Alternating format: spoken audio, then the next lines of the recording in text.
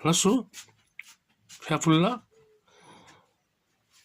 आज 2082 साल माघ 5 गते सोमबार तस अनुसार इस्वी सम्वत 2026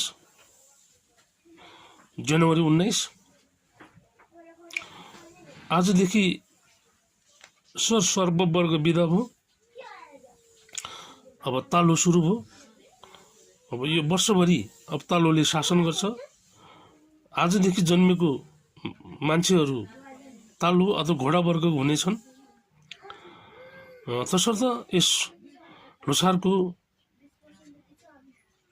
नयाँ वर्षको उपलक्ष्यमा सम्पूर्ण प्राणीहरूको सुस्वास्थ्य अनि दीर्घायुको म कामना गर्दछु। तिथिमितिको गर्नेहरू तिथिमितिको विवाद गरेर बस्छन्। म चाहिँ तिथिमिति विवाद भन्दा पनि घरमा लोसार मान्नुपर्छ, घर घरमा लोसार पुग्नुपर्छ, चुलो चुलोमा लोसार पुग्नुपर्छ, नाचगानमा मात्र सीमित हुनु हुँदैन भन्ने मान्छे भएको हुनाले म चाहिँ घरमा करिब करिब लोसार मान्न तयारी भइसक्यो। मेरो परिकारहरू यस प्रकार छन्। यो चाहिँ आलुम हो, यो फापरको आलुम, यसले सायद यो नेपाली खस भाषामा पानी रोटी पनि भनिन्छन्। यो तामाङ खाना हो। आज नयाँ वर्षको दिन, आज पर्वको दिन, दुईछेनको दिन यो तामाङ खाना हुनु अनिवार्य छ। जसले यो आलुम पकाउँदैन उसले लोसार मानेको भनेको खोक्रो ढङ्ग मात्रै हो। तर त्यस कारण लोसार यो तामाङ खाना लोसारमा अनिवार्य छ।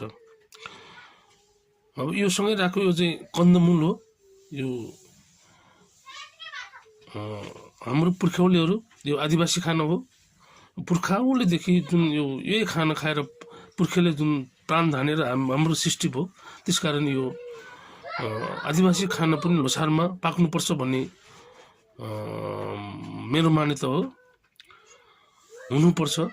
तर यो चाहिँ अब यो दुची हो, यो सँगै राखेको छिमर हो, यो चाहिँ टिका हो, यो चाहिँ टिकामा लगाएको भेटेर हो, बत्ती हो, यो लोसारको बत्ती।